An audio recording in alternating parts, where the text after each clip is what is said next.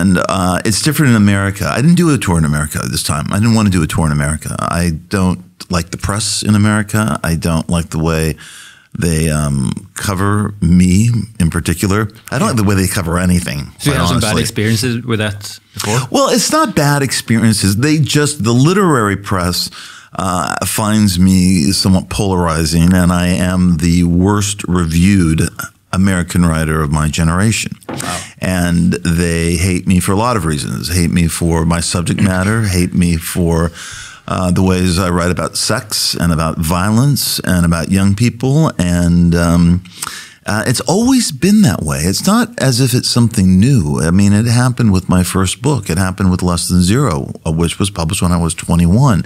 And I think people seem to regard that book as, you know, a book that came right out of the gate and everyone thought was so good and, you know, a book of a generation and everything. Half the reviews were terrible.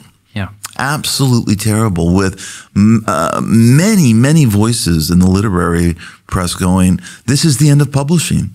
If we can publish the drug journals of a 20-year-old wasted freak, then there's no future in publishing anymore.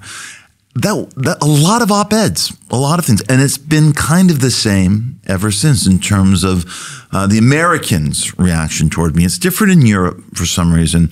But I bypassed the U.S. tour for this book, for the Shards, just because there's just something going on in the U.S. media right now that has really divided our country. And the most recent poll stated that 90% of Americans do not believe or trust their press. That's a lot of people. And that's both people on the right, people on the left.